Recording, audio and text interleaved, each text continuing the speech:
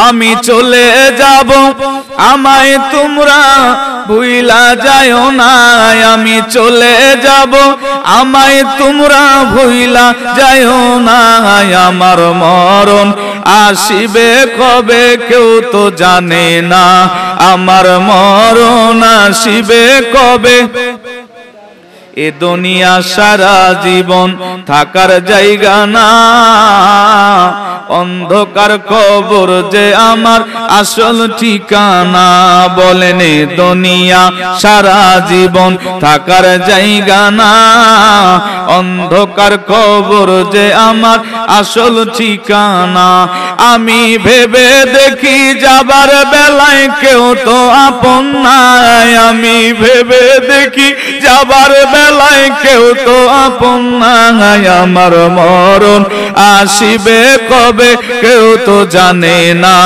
আমার মরণ আসিবে কবে এ দুনিয়ার মুসলমান একদিন আমরা চলে যাব রে কত মুরব্বিরা ছিল আজকে তারা আমাদের মাঝে নাই কবরে যাত্রী হয়ে গেছে আমরাও একদিন চলে যাব বন্ধু মুসলমান চলে যাওয়ার জন্য যে আমার আল্লাহ পাক আমাদেরকে দুনিয়াতে পাঠাইলো কোন কাজের জন্য কিসের জন্য পাঠাইলো একটা দিনও চিন্তা করলাম না একটা রাত্রি বেলায় আমরা বালিশে মাথা রেখে একটা বার আমরা চিন্তা ভাবনা করলাম না আল্লাহ কেন আমাদেরকে দুনিয়াতে পাঠাইলো মনে রাখবেন আমার আল্লাহ পাক আমাদেরকে পরহেজগার মুত্তাকি হওয়ার জন্য দুনিয়াতে মানব খাসাসিয়াত দিয়ে দুনিয়াতে পাঠাইলো যাতে আমরা আল্লাহর ইবাদত করি আল্লাহর জিকির করি জোরে বলেন না এ বন্ধু মুসলমান এই জন্য আল্লাহর ওলিদের দরবার আমাদেরকে বেশি বেশি জিকির শিক্ষা দেওয়া হয়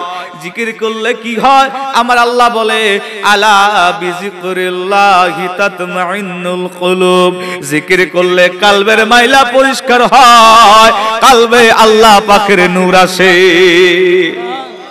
বিশ্ব জাকের মঞ্জিলে জামানার মহাকামেল জামানার মহালি বিশ্বলি আমার খাজা বাবা ফরিদপুরে তিনি আমাদেরকে বেশি বেশি আল্লাহ নামের আল্লাহর ইসমে জাতের জিকির শিক্ষা দিয়েছেন কথা বলেন ঠিক কিনা এ বাবা মনে রাখেন দুনিয়ার মধ্যে জামা কাপড়ে ময়লা হলে যেমনি ভাবে সাবান লাগায়া ধুতে হয় তেমনি ভাবে কলবের মধ্যে ময়লা পড়ে যায় কলবে এমন একটা ভেদ আল্লাহ পাক দিয়ে দিয়েছে প্রত্যেক মানুষের বাম স্তনের দুই আঙ্গুল নিচে যেখানে ধরপার ধরপার শব্দ হইতেছে আল্লাহু আকবার আল্লাহু আকবার আরবিতে বলা হয় কল বাংলায় বলা হয় হৃৎপিণ্ড আর ইংরেজিতে বলা হয় হার্ট এখানে আমার আল্লাহ পাকের ভেদের মহাসমুদ্র এই কলবের শব্দটা যদি আল্লাহ আল্লাহ জিকিরে রূপান্তরিত করতে পারেন দুনিয়াতে ভয় নাই কবরে ভয় নাই হাসরে ভয় নাই জামানার মহাকামেল আমার খাজা বাবা বললেন বাবা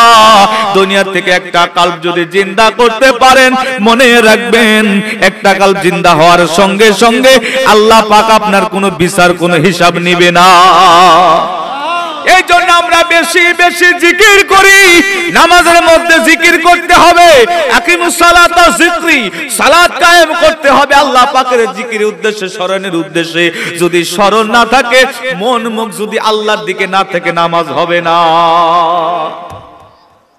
নামাজ হবে না তাহলে কেমন করে নামাজ পড়তে হবে বাবাজি সারা জীবন ভরে নামাজ পড়লাম অনেকেরই নামাজ কিন্তু বাবা হয় নাই কারণ নামাজের মধ্যে যাইয়া আপনি সুবহান রাব্বিয়াল আলা বলতেছেন আর মনে পড়ে গেছে দোকানে মারি নাই তালা এমনি নামাজ আমার আল্লাহর কাছে পছন্দনীয় না আমার আল্লাহর কাছে কোন নামাজ পছন্দনীয় আমার আল্লাহ কয় তোমরা নামাজ পড়ো হুজুরি কলবে আমি আল্লাহকে স্মরণ করো তোমরা জিকিরের সাথে আমি আল্লাহর গুণকীর্তন করো জিকিরের সাথে আমি আল্লাহর সিজদা করো আল্লাহ বললেন আলা বিজিকরিল্লাহি তাতমাইন্নুল কুলুব তোমরা কলবে ধাক্কা দিয়ে দিয়ে জিকির করো কেন না কলবের সাথে আমি আল্লাহর একটা সম্পর্ক রয়ে গেছে আমি আল্লাহর একটা বন্ধুত্ব পরিবেশ রয়ে গেছে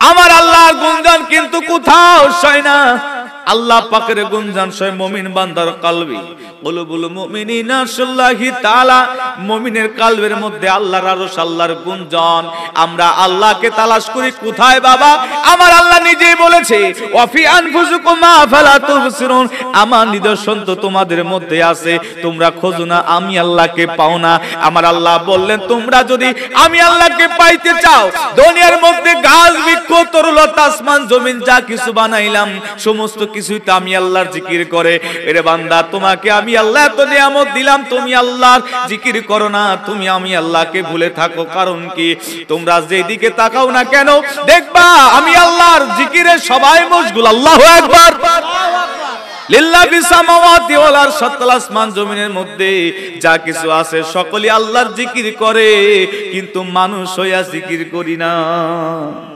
আমরা আল্লাহর স্মরণ করি না এইজন্য আমার আল্লাহ আমাদের উপরে বেজার হয়ে যায় এ বন্ধু মুসলমান আপনি যেদিকে তাকাবেন আগে আমার আল্লাহ পাকের সৃষ্টির জগৎ নিয়ে গবেষণা করেন এই যে গাছ বৃক্ষ তরুলতা আমার আল্লাহ বানাইলো সবই তো আল্লাহর জিকির করে এজন্য আমার আল্লাহ বললেন দে বান্দা আমাকে নিয়ে গবেষণা করলে কোনোদিনও পাবে না আমার সৃষ্টি নিয়ে গবেষণা করো স্রষ্টার সৃষ্টি কিন্তু এক না স্রষ্টার সৃষ্টি এক না বাবা এজন্য আমার আল্লাহ বললেন আমার সৃষ্টি নিয়ে গবেষণা করো তুমি যেদিকে তাকাও না কেন আমি আল্লাহর চেহারা বিদ্যমান ওরে মানুষ বানাইছে আল্লাহ প্রেমের কারণে প্রেমের ডোরে বান্দরে মদিনার শনে বলেন প্রেমের ডোরে বান্দরে সবাই বলেন না আল্লাহ বানাইলো কত জাতি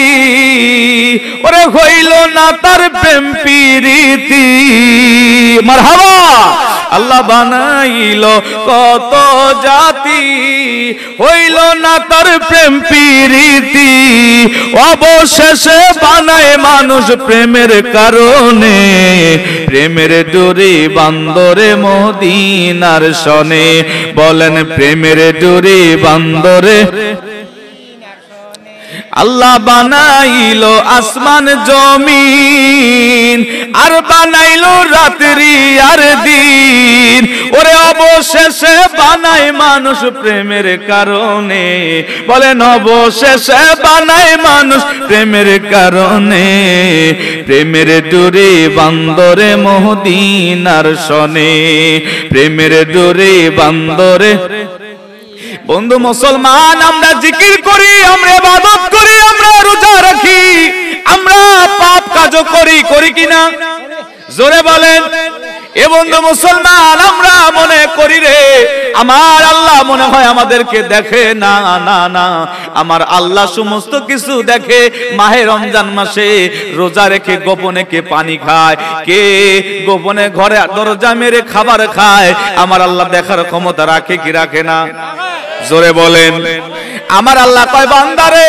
আমার আল্লাহু খায়রুল মাকিরিন আমি আল্লাহর সাথে তোমরা কিন্তু মকরবাজ করবা না সবচাইতে মকরবাজ কিন্তু আমি আল্লাহ তোমাদেরকে দেখতে পাই তোমরা কেমনে ইবাদত করো তোমরা কেমনে রোজা রাখো কেমনে নামাজ পড়ো কেমনে জিকির করো আমি আল্লাহ দেখতে পাই আমার আল্লাহ দলিল দিলেন কোরআন শরীফের 9 নম্বর সূরা 10 নম্বর পারা 16 নম্বর রুকু সূরা তাওবা আয়াত শরীফ নম্বর 94 মদিনা অবতীর্ণ সূরা আমার আল্লাহ ডাক দিয়া কয় ওয়াসারাল্লাহু আমালুকুম রাসূলুহু আল্লাহ কয় তোমাদের আমল আমি আল্লাহ দেখতে পাই আমি আল্লাহ তোমাদের আমল দেখি আমি আল্লাহ যেমনি দেখতে পাই আমার রাসূলও তেমনি তোমাদের আমল দেখে বন্ধু মুসলমান আমরা মনে করি আমার আল্লাহ মনে হয় দেখে না আমার রাসূল মনে হয় দেখে না না আমার আল্লাহ নিজে বলে আমি দেখি আমার রাসূল দেখে আজকে যারা মাহফিলের চারপাশে ঘোরাফেরা করে মাহফিলে বসে না এদেরকে আমার আল্লাহ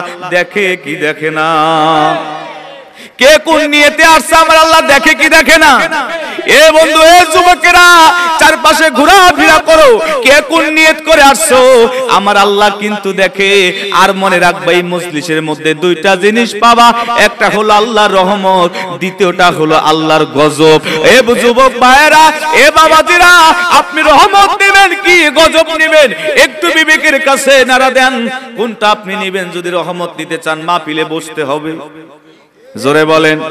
আর যদি গজব নিতে চান বাবা, দোকানপাটে আপনি বসে সময় কাটান, অসুবিধার কোনো কারণ নাই। একদিন কিন্তু ধরা পড়তে হবে, মালাকুল মউত কিন্তু একদিন চলে আসবে। সময় আমাদের হাতে এক মুহূর্ত নাই বাবা। এই মাহফিল তরিকতের মাহফিল, তরিকতের মাহফিলটা ভিন্ন।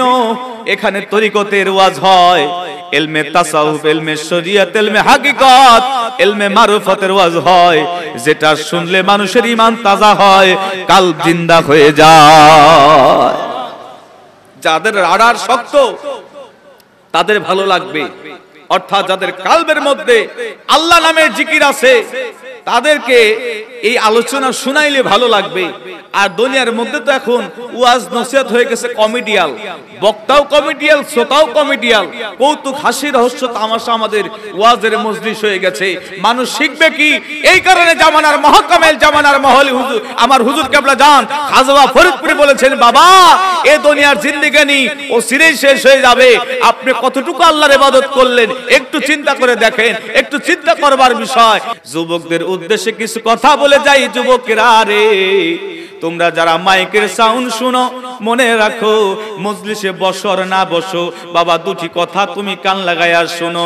যদি মা বাবা বেঁচে থাকে, মা বাবার খেদমত করো, তাদের দোয়া নিয়ে আউলিয়া کرامের দরবারে যাও, এতে করে লাভ হবে। আর যদি দুনিয়ার মধ্যে তুমি সময় কাটাও, এই হাত দিয়া কত যুবককে কবরে রাখলাম, একদিন আমরাও কিন্তু চলে যাব। কথা বলেন ঠিক কিনা? যুবক বয়সের ইবাদত আমার আল্লাহর কাছে পছন্দনীয়। এ যুবকেরা, আমার আল্লাহ যুবকদেরকে ইবাদত করলে বেশি পছন্দ করে। আর যুবক বয়সের ইবাদতটা আমার আল্লাহর কাছে পছন্দ হওয়ার কারণে ওই যুবকদেরকে ইমাম হাসান হুসাইনের সঙ্গে জান্নাতের মধ্যে তাদের বৃদ্ধ হলেও যুবকের কাতারে দাঁড় করায় দিবে। বন্ধু মুসলমান, মা বাবার খেদমত করতে হবে, আর আল্লাহর ওলিদের দরবারে যাইতে হবে নিজের অস্তিত্ব, নিজের নফসের পরিচয় নেওয়ার জন্য। আপনাদেরকে একটা ঘটনা শুনাই। আল্লাহর বন্ধু, আল্লাহর পয়গম্বর মুসা আলাইহিস সালাম তিনি বসে আছেন, আর আল্লাহর পয়গম্বর আল্লাহর কাছে বলেন, আল্লাহ সমস্ত নবী রাসূলরা তাদের ইন্তিকালের পরে, ওফাতের পরে তারা জান্নাতে আপনি রাখবেন ঠিকই, প্রত্যেক নবী রাসূলদের নাকি একটা জান্নাতের মধ্যে বন্ধু থাকে। ওগো আমার আল্লাহ, আমি মুসা আলাইহিস সালামের জান্নাতের মধ্যে কি কোনো বন্ধু থাকবে নি? আমার আল্লাহ ডাক দিয়ে বলে, এ বন্ধু মুসা, তোমার একটা বন্ধু থাকবে। তোমার পাশের এলাকার মধ্যে একটা গোশত বিক্রেতা, কসাই ব্যক্তি বাজারের মধ্যে গোশত বিক্রি করে, ওই ব্যক্তি তোমার জান্নাতের মধ্যে সফর সঙ্গী থাকবে। জান্নাতের মধ্যে কসাই ব্যক্তি তোমার বন্ধু হবে। এবার আল্লাহর পয়গম্বর মুসা আলাইহিস সালাম আল্লাহ দরবারে ডাক দিয়ে বলে, আল্লাহ গো, ওই ব্যক্তিকে আমি কোথায় গেলে পাবো? আমার আল্লাহ ডাক দিয়ে কয়, পাশের এলাকার বাজারের মধ্যে তুমি যাইবা, যায়া দেখবা ওই ব্যক্তি গোশত বিক্রি করে। এমন একজন ব্যক্তি, ওজনে কমও দেয় না বেশিও দেয় না, কিন্তু আমাদের এলাকার মধ্যে দেখা যায় কিছু গোশত বিক্রেতা 10 কেজি গোশত কিনতে গেলে 2 কেজি 60 মেরে দেয়। কথা কন না কেন? ওই গোশত বিক্রেতা ওজনে কমও দেয় না বেশিও দেয় না, আবার ছাটো মিক্সচার করে না, সঠিক দামে সঠিক ওজনে গোশত বিক্রি করে। আল্লাহর পয়গম্বর মুসা আলাইহিস সালাম তিনি যাবে, আমার আল্লাহ বলে, মুসা রে, তোমার পরিচয়টা গোপন রাখবা। আল্লাহর পয়গম্বর মুসা আলাইহিস সালাম পরিচয় গোপন রাখলেন। রাখার পরে বাজারে যাইয়া দেখে গোশত বিক্রেতা গোশত বিক্রি করতেছে। তাকে সালাম দিলেন, বললেন, এলাকার মধ্যে আমি মুসাফির মানুষ, দরবেশ মানুষ আসছি, আমার থাকার জায়গা নাই, আমারও মানে ক্ষুধার্ত, ক্ষুধা লেগেছে, কেউ কি আমাকে খাইতে দিবে নাকি? ওই কসাই ব্যক্তি তার মনে দয়া হলো, মায়া হলো। কসাই ব্যক্তি বলে, ঠিক আছে, আমি তো গোশত বিক্রেতা, আপনি একটু বসেন, আমি গোশত বিক্রি করা শেষ করি, এরপর আমার বাড়িতে আপনাকে নিয়ে যাব, আর আপনার জন্য একটু গোশত রেখে আমি গোশত রান্না করে আপনাকে মেহমানদারি করে খাওয়াবো। ভয় পাবেন না, মেহমান আমার আল্লাহ বলেছেন, আমি যাকে রহমত দান করি তার ঘরের মধ্যে, বাড়ির মধ্যে আমি মেহমান পাঠাই। আল্লাহ বলেন আমি যার দয়া করি, রহমত দান করি, আমি আল্লাহ তাকে কন্যা সন্তান দান করি। আমি আল্লাহ যদি কারো উপরে দয়া করি, মায়া করি, যে এলাকার উপরে দয়া করি, আমি আল্লাহ আসমান থেকে বৃষ্টি বর্ষণ করি। মেহমান আসলে রাগান্বিত হওয়া যাবে না, বেজারে হওয়া যাবে না। আল্লাহর রহমত মেহমানকে খাওয়াইলে ফুরায় না। এই জন্য আমার জামানার মহাকামেল খাজা বাবা ফরিদপুরে তিনি বলেছেন, বাবা আমার কোন জাকের সন্তান যদি তোমার বাড়িতে যায়, বাবা ঘরে যদি কিছু না থাকে, বাবা বাড়িতে যদি বসার মতো কোনো ব্যবস্থা না থাকে, তোমার কাঁধের গামছা বিছাইয়া বসতে দাও, এক গ্লাস পানি হলেও তাকে খাইতে দাও, মনে করবে আমি খাজা ফরিদপুরি তোমার বাড়িতে গেছি। এটা হলো ভালোবাসা, এটা হলো আদব। বাবা মেহমানদারি করলে ফুরায় না। বিশ্ব জাকের মঞ্জিলে কোটি কোটি মানুষ খায়, কিন্তু খাবার ফুরায় না। এটাই হলো আল্লাহর ওলির খেলা। আল্লাহর পয়গম্বর মুসা আলাইহিস সালাম বলে, ঠিক আছে আমি বসলাম। গোশত বিক্রেতা গোশত বিক্রি শেষ করে দিল। এবার সামান্য কিছু গোশত রাখলেন আল্লাহর পয়গম্বর মুসা আলাইহিস সালামের জন্য। বলে, বন্ধু চলেন যাই আমার বাড়িতে থাকবেন, সেখানে যাইয়া আপনি অবস্থান করবেন। যেহেতু আপনি মুসাফিরে মানুষ, গোশত বিক্রেতার মনে দয়া হলো, মায়া হলো, কেনই বা হবে না? তিনি তো জান্নাতি মানুষ, আমার আল্লাহ আগেই জানিয়েছে। এবার গোশত বিক্রেতা মুসা আলাইহিস সালামকে বাড়িতে নিয়ে গেল। যাওয়ার পরে বলে, বন্ধু আপনি একটু বসেন, আমি গোসল ছেড়ে আসি। সারাদিন গোশত বিক্রি করেছি, শরীরে রক্ত লেগে আছে। এবার গোসল ছেড়ে আসলেন, নিজেই তিনি রান্না কাজ শুরু করতেছে। রান্নার কাজের জন্য তিনি এবার বসে গেছে, রান্না করতেছে, ভাত রান্না করেছে, এবার গোশত রান্না করতেছে। আল্লাহর পয়গম্বর মুসা আলাইহিস সালাম বলে, গো বন্ধু আপনি নিজে রান্না করেন, আপনি কি বিবাহ করেন না? আল্লাহর পয়গম্বর এই প্রশ্ন করার পরে ওই কসাই ব্যক্তি কথা বলে না। কসাই ব্যক্তি চুপ করে আছে। আল্লাহর পয়গম্বর ডাক দিয়ে বলে, ও বন্ধু কসাই, আপনি কেন কথা বলেন না? বিবাহ কি করেন নাই?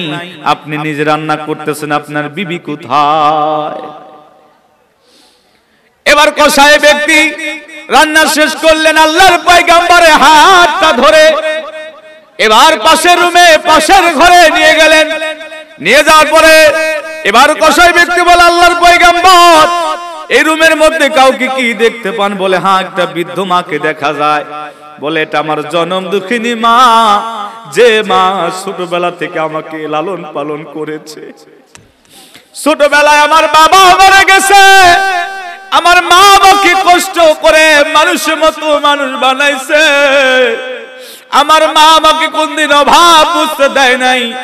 আমার মা আমাকে গোসল করাইয়া, খাওয়া দাওয়া করাই আজকে বড় বানাইছে, আমি ব্যবসায়িক হয়েছি। আজকে আমার মা বৃদ্ধ, আমার মার খেদমত আমি নিজে করি। আপনি প্রশ্ন করেছেন, ও বন্ধু আমি কেন বিবাহ করি নাই? এই কারণে বিবাহ করি নাই, আমার মায়ের খেদমত আমি নিজ হাতে করি। সকালবেলা যখন ঘুমে থেকে উঠি, আমার মায়ের প্রস্রাব পায়খানাগুলো আমি পরিষ্কার করি। আমার মা আজকে বৃদ্ধ হয়ে গেছে, ঘরের মধ্যে পড়ে গেছে। আমার মা আজকে চলতে পারে না, উঠতে পারে না। মায়ের খেদমত করি, খেদমতে যেন ত্রুটি না হয়, এই জন্য আমি নিজে প্রস্রাব পায়খানাগুলো পরিষ্কার করি। সারাদিন গোশত বিক্রেতা বিক্রি করে বাড়িতে আসি, বিকাল বেলা হলে মাকে গোসল করাইয়া, সুন্দর কাপড় পরাইয়া মাকে নিজ হাতে খাওয়াই। বলে, কারণ কি বিবাহ করেন নাই কেন? বিবি থাকলে তো খেদমত করতো। ওই কসাই ব্যক্তি ডাকতে বলে, ও বন্ধু বিবি থাকলে আমার মতো আমার মাকে খেদমত করতে পারতো না, এই কারণে আমি আজ পর্যন্ত বিবাহ করি নাই। আমি যদি বিবাহ করতাম, আমার মায়ের খেদমতে যদি আমার বিবি ত্রুটি করে, এই কারণে আজও পর্যন্ত আমি বিবাহ করি না। ওগো মা তুমি এই পৃথিবীর শ্রেষ্ঠ নেয়ামত, তোমারই পদতলে রয়েছে জান্নাত। মারহাবা। মাগো তুমি কত আপন আগে বুঝিনি, তোমার কত আদেশে মাগো আমি মানিনি। তোমার হাতে পরশ পেলে দূর হয় মুসিবত, মাগো তোমার হাতে পরশ পেলে দূর হয় মুসিবত। তোমারই পদ তলে রয়েছে জান্নাত গো মা, তুমি এই পৃথিবীর শ্রেষ্ঠ নেয়ামত, তোমারই পদ তলে রয়েছে জান্নাত। এবার আল্লাহর পয়গম্বর দাঁড়িয়ে অবাক হয়ে গেলেন, মায়ের খেদমত টুটি হবে বলে আজ পর্যন্ত কসাই ব্যক্তি বিবাহ করে নাই। কসাই ব্যক্তি ডাক দেয়া বলে, ওগো বন্ধু আমি আজ পর্যন্ত বিবাহ করি নাই। এবার আল্লাহর পয়গম্বর ডাক দিয়ে বলে, কসাই রে তোমার মা তো তোমার উপর রাজি খুশি, শুনেছি যার মা যার উপর রাজি খুশি দুনিয়াতে তার নাকি কোনো অভাব অনাটন হয় না, তার নাকি কোনো দুঃখ কষ্ট থাকে না। আমার আল্লাহ পাক নাকি তাকে দয়া করে মায়া করে সুবহানাল্লাহ বলে, হাওয়ায় বন্ধু আমার মা আমার প্রতিদিন আমার জন্য দোয়া করে। বলে কি বলে দোয়া করে? আমার মা আমার খেদমতে খুশি হই, আমার মাকে আমি একদিন দোয়া করতে শুনেছি আল্লাহর দরবারে। আমার মা হাত উঠায়া বলে, আল্লাহ আমার সন্তানের উপরে আমি রাজি খুশি, আমার সন্তানকে তুমি জান্নাত দান করো, আর জামানার পয়গম্বর মুসা আলাইহিস সালামের সঙ্গে তুমি জান্নাতের মধ্যে থাকার ব্যবস্থা করে দাও। আমার মা আমার জন্য এইভাবে দোয়া করেছে। এবার আল্লাহর পয়গম্বর পরিচয় আর গোপন রাখতে পারলেন না। আল্লাহর পয়গম্বর ডাক দিয়ে বলে, ওগো বন্ধু কসাই ব্যক্তি, তোমার মা যেই জামানার পয়গম্বর মুসা আলাইহিস সালামের কথা বলেছিল, আমি সেই পয়গম্বর মুসা। আমার আল্লাহর দরবারে মুসা আলাইহিস সালাম দোয়া করলেন, আল্লাহ আমার জান্নাতের মধ্যে যিনি বন্ধু হবে তাকে পেয়ে গেছি। তার মায়ের সে খেদমত করে, বাবা মার খেদমত ছাড়া আল্লাহর ওলি হওয়া যায় না, আল্লাহর ওলি হতে পারবেন না। মা যদি দোয়া করে বাবা সেই ব্যক্তির জন্য জান্নাত আল্লাহ পাক ওয়াজিব করে দেয়। কারণ মায়ের খেদমত আমার আল্লাহ বললেন, তোমরা আমি আল্লাহর পরে তোমাদের মা বাবার প্রতি তোমরা ইহসান করো, দয়া করো। ওয়াবিল ওয়ালিদাইনি ইহসানা, তোমরা ইহসান করো, দয়া করো। তোমরা যদি তোমাদের মা বাবার প্রতি দয়া করো, করুণা করো, আমি আল্লাহ কথা দিলাম রে ও বান্দারা সন্তানেরা, আমি আল্লাহ তোমাদেরকে maaf করে দিব। এ বন্ধু মুসলমান, আমাদের তরিকতের একজন ইমাম যার নাম হলো খাজা বাইজিদ বুস্তামি কুদ্দাসাসুল আজিজ, তিনি ছিলেন কিন্তু একজন জবরদস্ত আল্লাহর ওলি। এই বাইজিদ বুস্তামি উনার মা একদিন রাত্রিবেলা অসুস্থ হইয়া বিছানার মধ্যে শুয়ে আছে। এবার ডাকতে বলে, বাবা বাইজিদ আমি অসুস্থ, ওষুধ খাবো, এক গ্লাস পানি নিয়ে আসো। তখন কিন্তু টিউবওয়েল ছিল না, টিউবওয়েল ছিল না, পানির কিন্তু ভালো ব্যবস্থা কাছে ছিল না, অনেক দূরে পাহাড়ে যাওয়া লাগতো, কূপের কাছে যাওয়া লাগতো, কূপ থেকে পানি উঠানো লাগতো। কূপ চিনেন? এই কূপ থেকে পানি আনার জন্য বাইজিদ বুস্তামি রওনা হয়ে গেছে। অনেক দূরের রাস্তা, পানি নিয়ে আসার পরে দেখে রে বাইজিদ বুস্তামির মা ঘুমায়া গেছে। বাইজিদ বুস্তামি মাকে ডাক দেয় না, মায়ের ঘুমে যদি ব্যাঘাত ঘটে যায়। বাইজিদ বুস্তামি মাকে ডাক দেয় না, মায়ের সঙ্গে বেয়াদবি হবে, মা ঘুমায় গেছে। বাইজিদ বুস্তামি সারাটা রাত্রি বেলার ঘুমায় না, পানির গ্লাসটা হাতে নিয়া বাইজিদ বুস্তামি দাঁড়ায় আছে। দাঁড়ায়া মার জন্য অপেক্ষা করে সকাল হয়ে গেছে।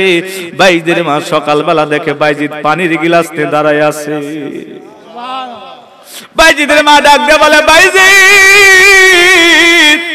এ বাইজিদ পানির গিলাস নিয়ে দাঁড়িয়ে আছো, কখন পানি আনছো রে?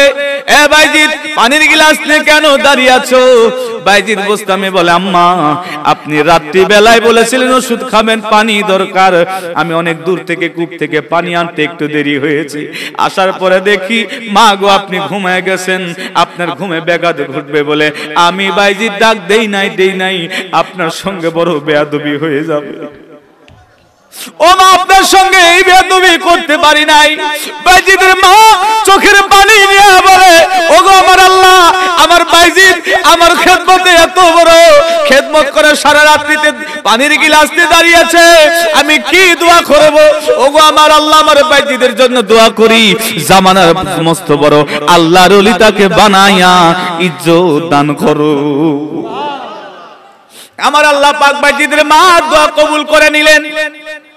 বাইজিদ বুস্তামি এত বড় আল্লাহর ওলি ছিল রে, যিনি আমাদের তরিকতের একজন ইমাম, নকশবন্দিয়া মুজাদ্দিদিয়া এই তরিকতের যিনি একজন ইমাম, যার রূপক মাজার হলো চট্টগ্রামের জমিনে।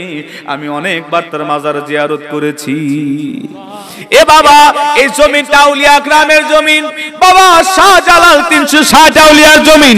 এই জমিন ইসলাম প্রচার করেছে আল্লাহর ওলি সকল, যাদের মাধ্যমে আমরা ইসলাম পেয়েছি, দিন পেয়েছি, ধর্ম পেয়েছি, মাদ্রাসা পেয়েছি, মক্তব পেয়েছি, নামাজ রোজা হজ যাকাত কেমনে আদায় করতে হয় আল্লাহর ওলিরা আমাদেরকে এই জমিনে শিক্ষা দিয়েছে। তাদের কারণে আমরা ইসলাম পাইলাম। এই দেশে তারা ইসলামের সুন্দর বাগান সাজায় গেল। এই বাগানের মধ্যে আজকে কিছু ধুদুম পেশা, কিছু বাতিল ফেরকা ঢুকে ঢুকে আমাদের ঈমান আমল আকীদাকে নষ্ট করতে চায়। এবং কি ঈমান নষ্ট করতে চায়? আমরা তারাবি নামাজ পড়ি 20 রাকাত, কয় রাকাত? এই বাতিল ফেরকা চিন্তা করলো এদের নামাজের মধ্যে আমাদেরকে এই নামাজগুলো কেটে কেটে শর্ট বানাইতে হবে। তারা 20 টাকা তারাবি বাদ দিয়া কেটে কেটে এরা 8 টাকাতে নিয়ে আসছে। আমি এদেরকে নাম দিয়েছি নাপিত, জাতীয় নাপিত। নাপিতের হাতে যদি কেসি দেন সে কি কাটবে? কথা কন না কেন? আর যদি দর্জির হাতে কেসি দেন সে কি কাটবে? কাপড় কাটবে। আর ঈমান চোর বেঈমান যারা মুনাফিক যারা, এদের হাতে কেসি দিলে মুসলমানদের ঈমান আমল আকীদা কাটবে। এ বাবা, সাবধান হতে হবে। নামাজের পরে আমরা মুনাজাত করি, দোয়া করি। রাসূল বলেছে আদ-দুআউ হুয়াল ইবাদা, দোয়াটা ইবাদত। কিন্তু এরা কয় নামাজের পরে দোয়ার দরকার নাই। দেখবেন এই চোরগুলি কিভাবে আপনারা প্রমাণ পাবেন? শুক্রবারে জুম্মার নামাজে যখন মসজিদে যাবেন, জুম্মার ফরজ নামাজ শেষে দোয়া নাই, মুনাজাত নাই, নফল নাই, সুন্নত নাই, চোরের মতো বের হয়ে যায়। এরা হলো চোরের দল। নামাজ ইবাদত মানুষের ঈমানকে নষ্ট করে চুরি করে। এরা হলো বেঈমানের দল, চোরের দল, মুনাফিকের দল। এই মুসিবতপূর্ণ জামানায় যখন মানুষ মুনাজাত নফল ইবাদত বন্দেগী বন্ধ করে দিতে চায়, এই জামানায় আমার পীর কেবলা জান হুজুর আমাদেরকে নফল ফাতিহা শরীফ মুনাজাত আমাদেরকে দফায় দফায় শিক্ষা দিয়েছে। কথা বলেন ঠিক কিনা? আমরা নফল নামাজ পড়ার পরে দোয়া করে মুনাজাত করি, পাক কালাম ফাতিহা শরীফ পড়ে আপনজন প্রিয়জনের জন্য দোয়া করি। আর এরা দোয়া বন্ধ করতে চায়। এ বাবা, আমার মা বাবা আমাকে আলেম বানিয়েছে আমাকে দিয়া টাকা কামাই করার জন্য না, আলেম বানিয়েছে আমার মা বাবা যখন মারা যাবে তাদের জানাজা নামাজ আমি পড়াবো, তাদের জন্য প্রতিনিয়ত দোয়া করব। এই জন্য আমার মা বাবা আমাকে আলেম বানিয়েছে। এখন আমার মতো আলেম যদি বলি দোয়া করার দরকার নাই, মুনাজাত দরকার নাই, এ বন্ধু আমার চাইতে আপনি যদি দুইটা, আমার চাইতে আমার মতো সন্তানের চাইতে যদি দুইটা কুকুর পালতেন, কুকুর কিন্তু পোষ মানে। আমি ইউটিউবের মধ্যে দেখলাম একজন মনি কুকুর পালছে, মারা যাওয়ার পরে সন্তান আসে নাই, বিবি আসে নাই, কবরের পাশে কুকুর এসে কান্না করতেছে মনিবের জন্য। আল্লাহু আকবার বলবেন না? দুইটা কুকুর পাললেও লাভ, যারা দোয়া করতে চায় না, মুনাজাত করতে চায় না, বাবা ওদিকে যাব না। ঈমান আমল আকীদা আল্লাহ পাক হেফাজত করুক, সকলে বলি আমিন। আমি বলতেছিলাম আল্লাহর ওলিদের কত ভূমিকা। আল্লাহর ওলিরা আমার আল্লাহ পাককে রাজি খুশি করে, আমার আল্লাহ এবং তার রাসূলকে রাজি খুশি করে আল্লাহর জমিনে তারা দ্বীনের দাওয়াত দিয়েছে। আজকে আমরা অল্প ইবাদত করলে, অল্প খেদমত করলে আমাদের মধ্যে আমিত্ব চলে আসে। আমরা মনে করি আমরা 40 বছর 50 বছর পীরের বাড়িতে গেছি, কত কিছু না করে ফেলেছি। অনেকে আমরা বড় মুত্তাকি দাবি করি। এ বন্ধু, পীরের বাড়িতে কোনো তাকাব্বুরি চলে না। পীরের বাড়িতে মুরিদ হলো গোলাম। আলেম হোক আর সাধারণ মানুষ হোক, পীরের কাছে মুরিদ হলো গোলাম। আল্লাহর ওলি বাইজিদ বুস্তামি মায়ের কাছ থেকে দোয়া নিয়া তিনি চলে গেলেন জঙ্গলের মধ্যে। ইবাদত করার জন্য জঙ্গলের মধ্যে যাইয়া ইবাদত করে, ইবাদত করতে করতে আল্লাহর ওলি বাইজিদ বুস্তামির 12 বছর কেটে যায়। 12 বছর তিনি ইবাদত করলেন, একভাবে মুরাকাবায় বসে আছে। খাবার দাবার তো আমার আল্লাহ পাকের তরফ থেকে ব্যবস্থা হচ্ছে, সুবহানাল্লাহ বলবেন না? বাইজিদ বুস্তামি 12 বছর ইবাদত করার পরে গহীন জঙ্গলের মধ্যে একা একা নির্জন ইবাদত করে 12 বছর পরে ইবাদত করে চোখটা খুলেছে, মনের মধ্যে একটা আমৃত্যু এসে গেছে। এবার আসমানের দিকে তাকাইলেন, তাকানোর সঙ্গে সঙ্গে একটা কাক পাখি পায়খানা করে দেয়, মলটা আল্লাহর ওলি বাইজিদ বুস্তামির শরীরের উপরে পড়ে। বাইজিদ বুস্তামি রাগান্বিত হয়ে গেলেন, 12 বছর ইবাদত করলাম, আল্লাহর জিকির করলাম, কামালত হাসিল করলাম, আর 12 বছর পরে চোখটা খুলে যখন দেখি একটা পাখি আমার শরীরে মল ছেড়ে দেয়, তিনি রাগান্বিত হয়ে গেলেন। এবার চিন্তা করলেন, আমি এত বড় ইবাদত, এত বড় বুজুর্গওয়ালা পাখি আমার গায়ে হেগে দিল, পাখি আমার গায়ে মল ছেড়ে দিল। তিনি রাগান্বিত হলেন, তিনি বলে পাখিকে আমাকে চিনতে পারে নাই। এবার তিনি চোখটা বড় বড় করে পাখির দিকে যখন তাকাইলো, তাকানোর সঙ্গে সঙ্গে আল্লাহর কুদরতে পাখির গায়ে আগুন লেগে পুড়ে সারকার হয়ে যায়। আমার আল্লাহ কয়, বাইজিদ রে এত রাগান্বিত হয় না, আমি আল্লাহ তোমাকে পরীক্ষা নিতেছি, আমি আল্লাহ তোমাকে কামালত দান করেছি, বেলায়েত দান করেছি, এটা আমি আল্লাহ বোঝানোর জন্য ওই পাখিটাকে আমি আল্লাহ হুকুম করেছি। বাইজিদ বুস্তামি আল্লাহর দরবারে সিজদায় পড়ে যায়, আল্লাহ এতদিন ইবাদত করলাম, আমার মধ্যে যেন আর কোন আমৃত্যু না আসে, আল্লাহ তুমি আমাকে কামালত দান করো। আল্লাহ যারে ইচ্ছা তারে দিয়া মিলাই তাওহীদের মেলায়, আল্লাহ যারে ইচ্ছা তারে দিয়া মিলাই তাওহীদের মেলা। কেউ বুঝিতে পারে না রে ওলি আল্লাহর খেলা, ও ভাই কামেল পীরের খেলা। চাইলে কেহ পীরের বস্তু নিতে নাহি পারে, উপযুক্ত হইলে রে মুর্শিদ ডাইকা নিবে ঘরে তোমার, ডাইকা নিবে ঘরে। কথা বলে, ওরে দূর করিয়া দিবে তোমার ভবের যত জ্বালা, ওরে দূর করিয়া দিবে তোমার ভবের যত জ্বালা। কেউ বুঝিতে পারে না রে ওলি আল্লাহর খেলা, ও ভাই কামেল পীরের খেলা। বাইজিদ বুস্তামি এবার রওনা হয়ে গেছে। আমার আল্লাহ ডাকতে বলে, বাইজিদ তুমি দিনের দাওয়াত দিতে থাকো, তরিকতের দাওয়াত দিতে থাকো। বাইজিদ বুস্তামি হাঁটতে হাঁটতে কয়েক হাজার কিলোমিটার দূরে আসলেন। আসার পর একটা বাড়ির কিনারে আসলেন, তিনার মশকে পানি ফুরায় গেছে। ওই বাড়ির গেটে আসার পরে বাড়িতে টোকা দিয়া বলে, কেউ কি আসেননি, আমাকে এক গ্লাস পানি খাওয়াইতে পারবে? ওই বাড়ির মধ্যে কেউ কথা বলে না। ওই বাড়িটা ছিল একটা কাঠুরিয়ার বাড়ি। ওই বাড়িতে কাঠুরিয়া তার বিবি থাকতেন, দুইজন ব্যক্তি। কাঠুরিয়াও বনে চলে গেছে কাঠ কাটবার জন্য, আর কাঠুরিয়ার বিবি চলে গেছে অনেক দূরে পানি আনবার জন্য। বাইজিদ বুস্তামি তিনি ডাক দিলেন, একবার দুইবার তিনবার ডাক দিয়ে রাগান্বিত হয়ে বসে পড়েছে। এবার ওই কাঠুরিয়ার বিবি পানি নিয়ে আসতেন, আনার পরে দরজার সামনে এসে বলে, কে গো আপনি? এখানে বসে বসে আমাকে ডাকতেছেন। বলে, এতক্ষণ পরে আপনি কেন আসলে? বাইজিদ বুস্তামি ডাক দিয়ে বলে, মা এতক্ষণ পরে কেন আসলেন? আমি আপনাকে সালাম দিলাম আর আপনাকে ডাকলাম, বাড়ির মধ্যে কাউকে পাইলাম না, এতক্ষণ পরে আপনি উত্তর নিলেন, আমাকে ডাকতেছেন। বলে, আল্লাহর ওলি বাইজিদ অত পেরেশান হবেন না, আমার আল্লাহ পাকের হুকুম হয়েছিল আপনার জন্য, তোমার পরিচয় আমাকে দাও। বলে, পরিচয় পরে হবে, ওযু বানায় আগে নামাজ আপনি আদায় করে নেন। বাইজিদ বুস্তামি অবাক হয়ে গেছে, এ আল্লাহর বান্দি কি এমন ইবাদত করে, আমার নাম বাইজিদ, আর এখান থেকে কয়েক হাজার দূরে তার বোনের বাড়িতে রান্না করে আগুন কি নিভাইতে পারে? এত বড় পাওয়ার, এত বড় ক্ষমতা, কি এমন আমল করো রে মা, আমি জানতে চাই। নামাজ শেষ করলেন, বলে, মা বলো কি এমন আমল তুমি করো? আল্লাহু আকবার বলে। এবার বাইজিদ বুস্তামি বসে আছে, ওই কাঠুরিয়ার বিবি দূর থেকে বলে, ও আল্লাহর ওলি, আমি তেমন কোনো কিছু আমল করি না, একটা আমল শুধু আমার আছে। কি আমল? একটা আমল আমার আছে। আমার স্বামী কাঠুরিয়া সারাদিন বনের মধ্যে কাঠ কাটে, কাঠ বিক্রি করে বাড়িতে আসে। আমার স্বামী ক্লান্ত হয়ে যায়, আমি রান্না বান্না করে স্বামীকে খাওয়াই। আর স্বামী যখন শুয়ে পড়ে, স্বামীর পা টিপে দেই, হাত পা টিপে দেই, মালিশ করে দেই, স্বামীর খেদমত করি।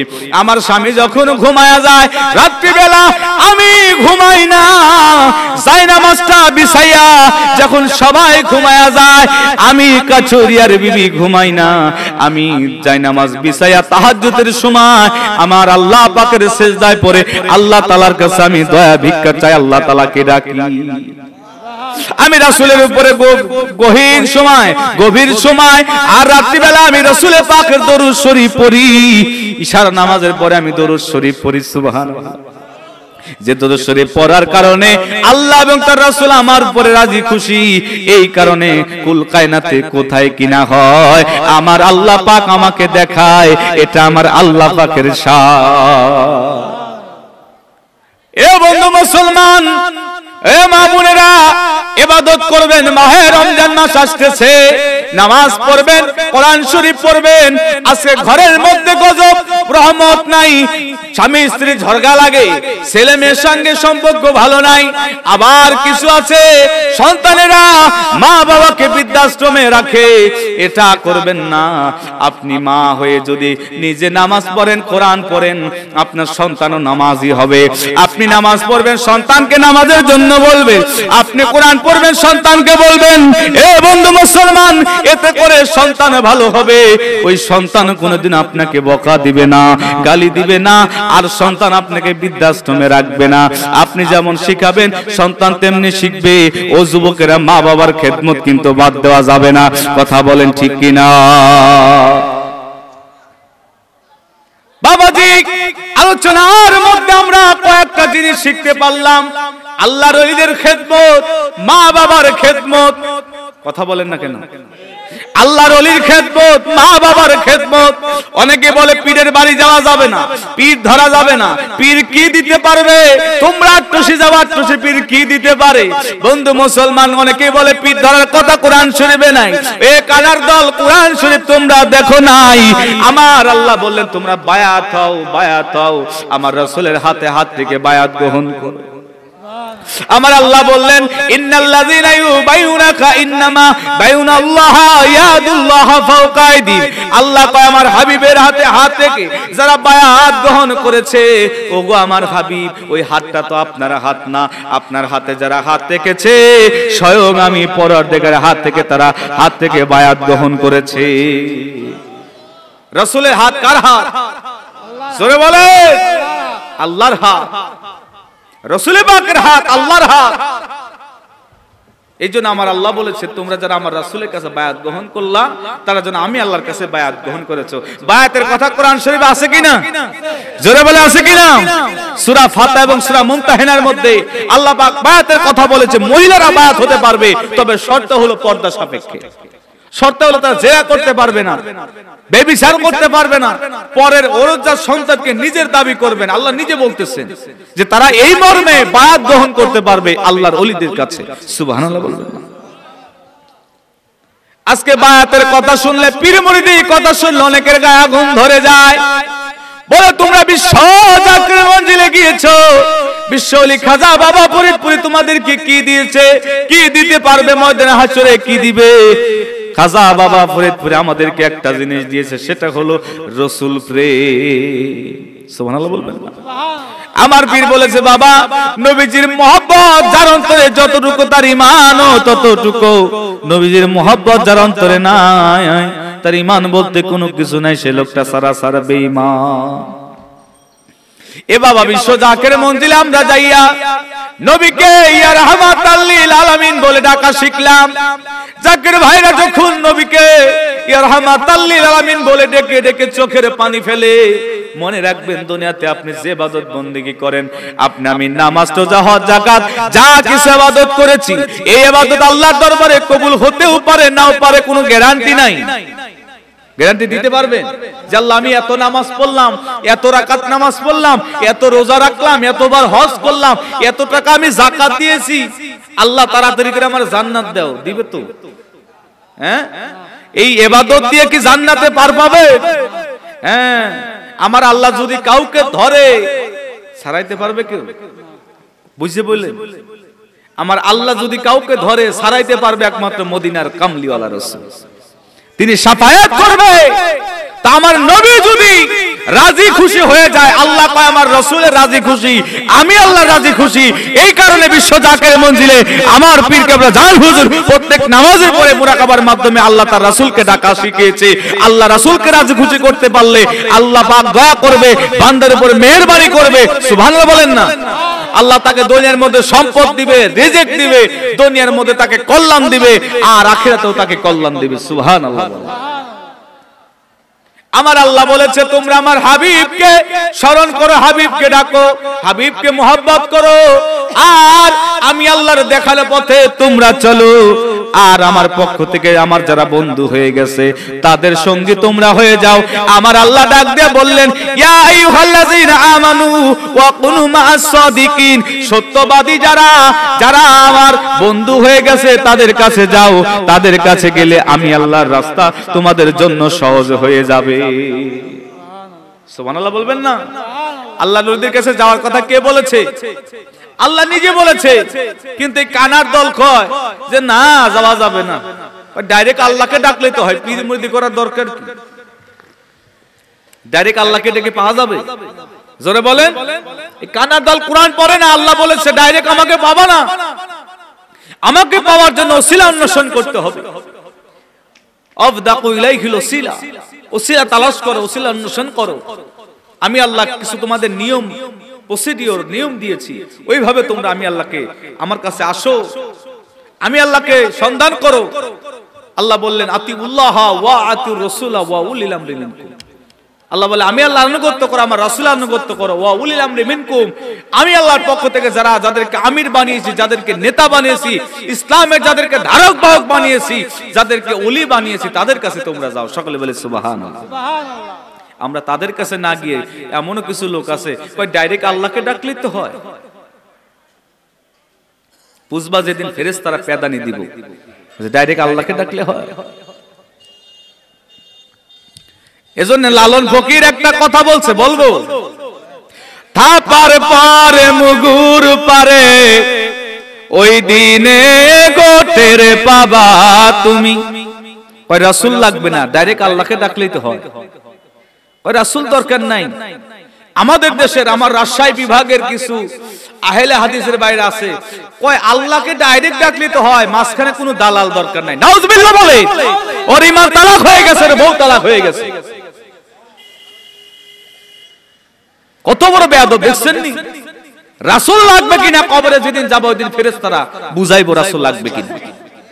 এজন্য লালন ফকির কয় থাপার পারে মুগুর পারে ওই দিনে গোটের পাবা তুমি, ওই দিনে গোটের পাবা মন সহজে কি সই হবা চিরদিন একলা মনে হালডাঙায় ঘাস খাবা তুমি, হালডাঙায় ঘাস খাবা মন সহজে কি সই হবা।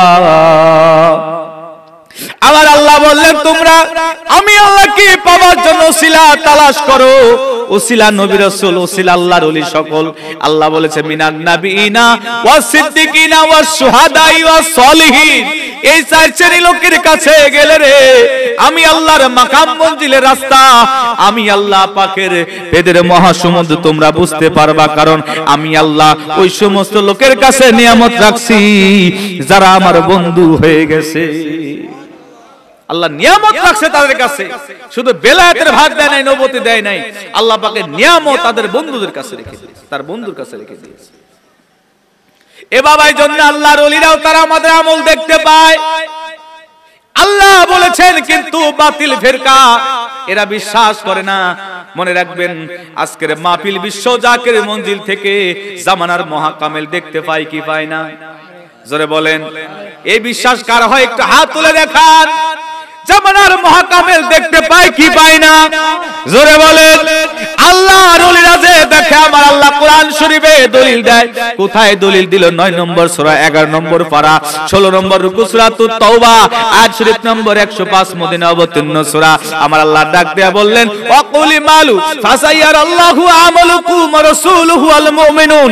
আল্লাহ কয় বান্দারে তোমার আমল আমি আল্লাহ দেখি, আমি আল্লাহ দেখি, আমার রাসূল দেখে, মুমিন বান্দারাও দেখতে পায়। সুবহানাল্লাহ বলবেন না? এখন বলবেন মুমিন বান্দারা দেখে, এটা কি আপনি বললেন না মদিনার আয়াত, এটা মানসুখ করা যাবে না, নাসিখ আয়াত কি? এ বন্ধু মুসলমান, এই আয়াতকে বাতিল করা যাবে না। এই আয়াতকে কেউ অন্য আয়াত দিয়ে বাতিল করতে পারবে না। আল্লাহ বলেছে আমি দেখি, আমার রাসূল দেখে, মুমিন বান্দারা দেখে। সুবহানাল্লাহ বলেন। জামানার মহাকামেল বিশ্ব জাকির মঞ্জিল থেকে আজকের এই মাহফিল দেখে, কারণ আমার আল্লাহ পাকের কামালত হাসিল করে তিনি বিশ্ব জাকির মঞ্জিলে বসেছে।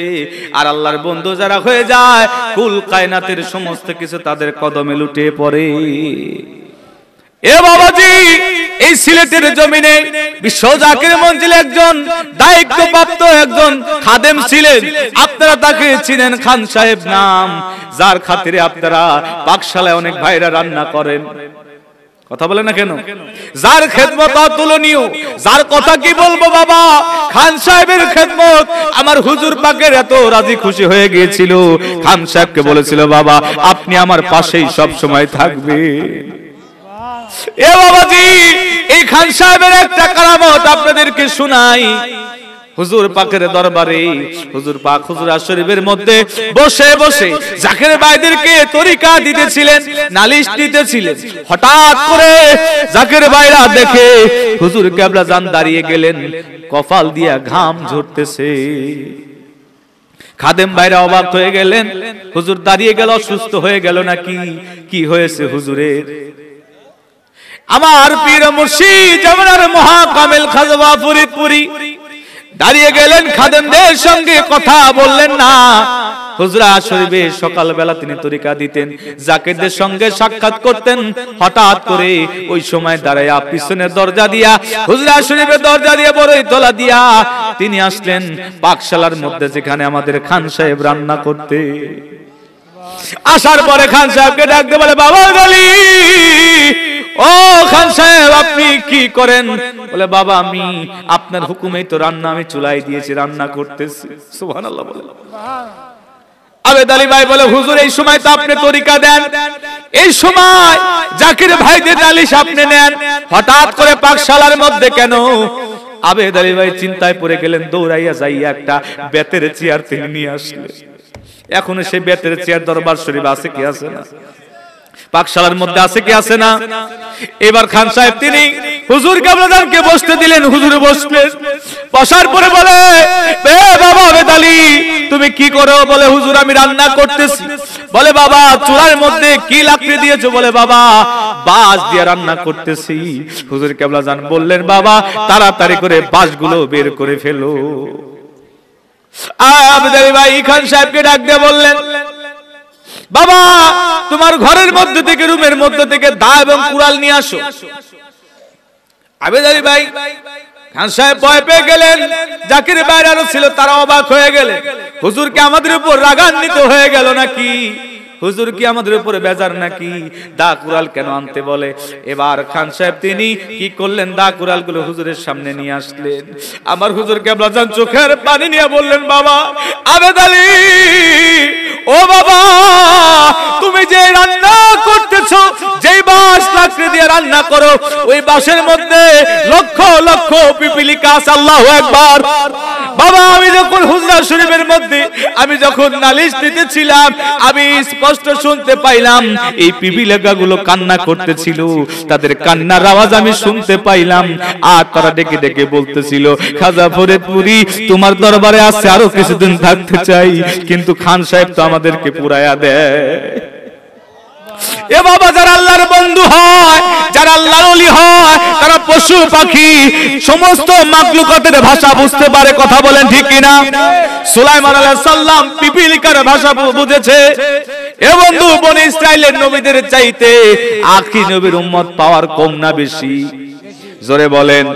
আর পাওয়ার কম বেশি এটা আমরা দেখব না। আল্লাহ বলেছে আল্লাহর ওলিরা দেখে শুনে, আল্লাহ বলেছে আল্লাহর ওলিরা শুনে দেখে, সুবহানাল্লাহ। তো যে ব্যক্তি দেখে সে জিন্দা না মরা? জোরে বলে। এবার হুজুর কেবলা জান বললেন, বাবা দাও এবং কুড়াল দিয়ে বাঁশগুলো তাড়াতাড়ি করে তুমি ফাটাও। বাঁশগুলো ফাটাইলেন।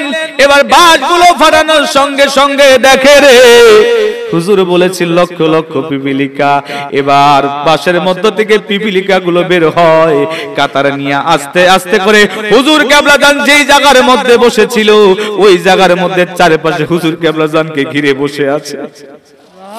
এ বন্ধু মুসলমান, আল্লাহর ওলিদেরকে নবীদেরকে জঙ্গলের পশু পাখি চিনে, আমরা আল্লাহর ওলিদেরকে আল্লাহর বন্ধুদেরকে চিনতে পারি নাই, শুধু বিরোধিতা করি। বন্ধু মুসলমান, জামানার মহাকামেল খাজা বাবা ফরিদপুরি ইসলামের জন্য যত ভালো কাজগুলো করেছে এর প্রশংসা আমরা করি না, আমরা শুধু তার বিরুদ্ধেই বলতে আসি। আমরা তার বিরুদ্ধে শুধু বলি, মনে রাখবেন বিরুদ্ধে বলে কিছুই করতে পারবো না। কারণ আমার আল্লাহ বলেছেন, আলা ইন্না আউলিয়া আল্লাহি লা খাউফুন আলাইহিম ওয়া লা হুম ইয়াহজানুন। আল্লাহ বলেছে আমার বন্ধু যারা হয়ে যায় তাদের কোনো ভয় নাই, তাদের কোনো চিন্তা নাই। সুবহানাল্লাহ। আমার পীর কেবলা জান হুজুর বললেন, বাবা এরপরে থেকে বাবা হুকুম নিয়ে রান্না করবা। আর আবেদ আলী ভাইয়ের প্রতি আমার হুজুর খান সাহেবের প্রতি এত খুশি ছিলেন, সুবহানাল্লাহ বলে। হুজুর তাকে ভালোবাসতেন। বাবা একটা ঘটনা আপনাদেরকে একটা ঘটনা শোনাই। একবার নরসিংদী থেকে কয়েকশো জাকির ভাই তারা নতুন দরবার শরীফে গেছেন। তখন দরবার শরীফ অল্প মানুষ আসতো, প্রতিদিন 20 থেকে 30 জনের রান্না হতো, বেশি মানুষের রান্না হতো না।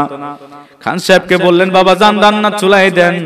এবার হঠাৎ করে কাফেলা চলে আসছে, 500-600 জন ব্যক্তি নতুন লোক তারা দরবার শরীফে আসছে। আসার পরে হুজুর পাক ডাক দিয়ে বললেন, বাবা খাবার তো তৈরি হয়েছে, মাত্র 20 থেকে 30 জনের খাবার, এখন কি করবেন? এবার খান সাহেব চিন্তায় পড়ে গেলেন। আল্লাহু আকবার বলে হুজুর বলে, বাবা চিন্তা করবেন না, জান পাক কালাম ফাতিহা শরীফ পড়ে এখন মুত্তাবার দরুদ শরীফ পড়ে খাবার যেটা রান্না করেছেন দেওয়া শুরু করবেন। বাবা খাবার কিন্তু একটু ঢেকে রাখবেন, পুরা খাবার কিন্তু আগলা করবেন না। এবার খান সাহেবকে আমার হুজুর শিখায়া দিলেন। হুজুর নিজে হুইল চেয়ার মুবারক নিয়ে বসে বসে বলতেছেন, বাবা আপনি খাবার বাড়া শুরু করেন। বাবা আপনার পীর মুর্শিদ এবং খাজা এনায়েতপুরীকে স্মরণ করবেন, আল্লাহ রাসূলের নাম স্মরণ করে খাবার দেওয়া শুরু করেন। এবার মাত্র 30 জনের খাবার, আর 600 জন ব্যক্তি নতুন লোক দরবার শরীফে গিয়েছে, এদেরকে বসায় দিলেন, খাবার দেওয়া শুরু করলেন। খাবার দিতে দিতে 530 জন 540 জন লোক খাইলো। এরপরেও দেখে ওই খাবারের ডেক্সির মধ্যে আবার কিছু খাবার বেঁচে রয়ে গেছে।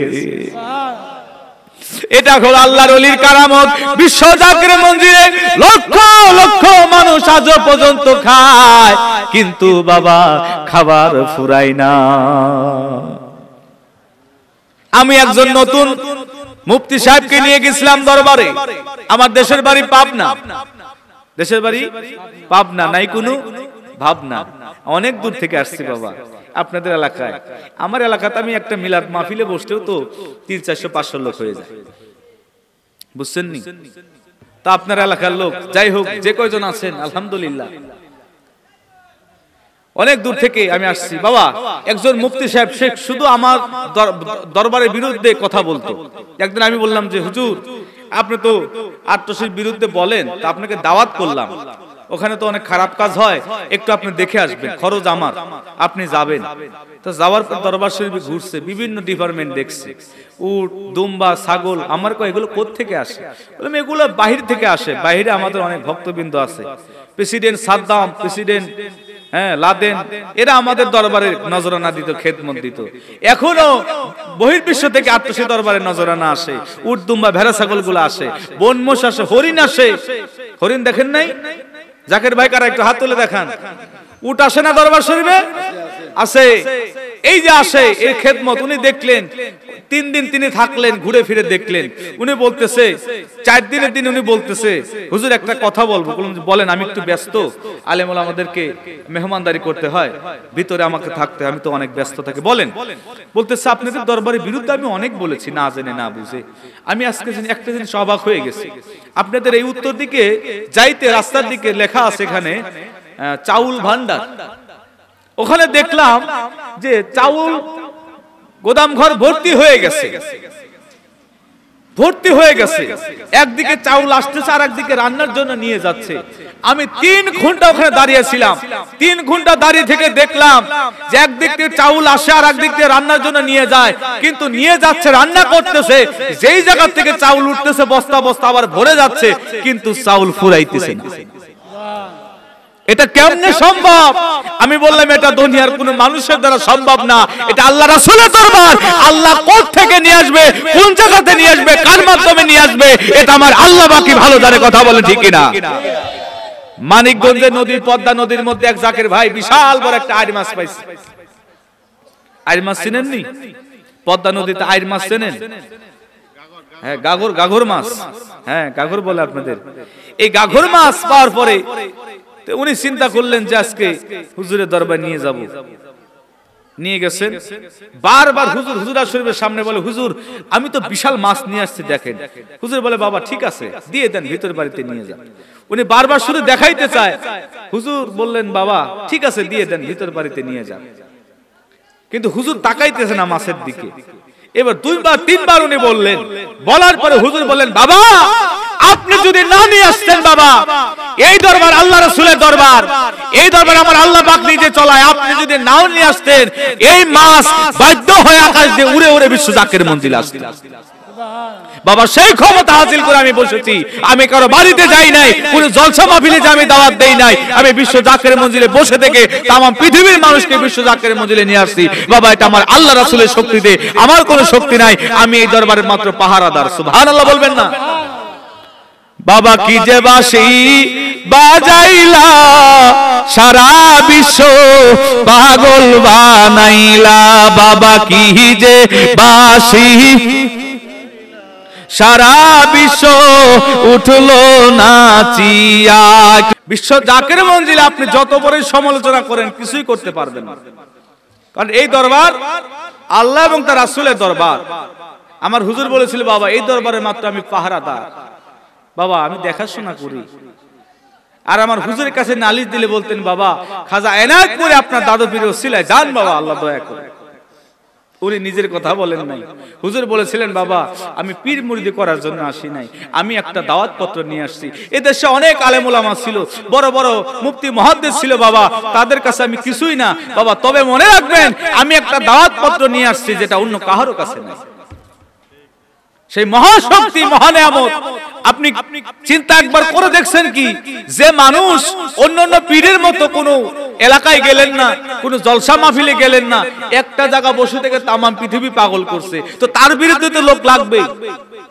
এদেশের কিছু মুন্সি মৌলবি ফতোয়া তো দিবে, তোমরা পীরের বাড়ি গরু নিয়ে যাও, তোমরা চাউল নিয়ে যাও, এগুলো বেদাত বেদাত। এরা তো বেদাতের ফতোয়া দিবে, কারণ এদের বাড়িতে কেউ ডিমের খোসাও তো নেয় না। কথা বলে না কেন? এরা তো ফতোয়া দিবে। যদি আটরশি হুজুর ওরস শরীফ করার পরে যদি বলতো এই দেশের ইমাম সাহেবদেরকে ওরস শরীফের পরে 3টা করে গরু দেওয়া হবে, তাহলে বেদাত শিরকের ফতোয়া উল্টে যাইতো। কথা বলেন না কেন? কিন্তু ফতোয়া দেওয়ার বেলায় তারা আছে, কারণ আমাদের দেশে বেশিরভাগ ওলামায়ে কেরাম হলো ওলামায়ে সু, লোভী আলেম। নিজেদের স্বার্থের কারণে তারা নিজেদের ফতোয়াকে উল্টা পাল্টায় ফেলে। তারা নিজেদের স্বার্থের কারণে, তারা জলসা মাহফিল পাওয়ার কারণে আটরশির বিরুদ্ধে বলে। আর একটা জিনিস আপনাদেরকে বলি, ইউটিউবে নেটে আটরশির বিরুদ্ধে বলে সে বক্তা ভাইরাল।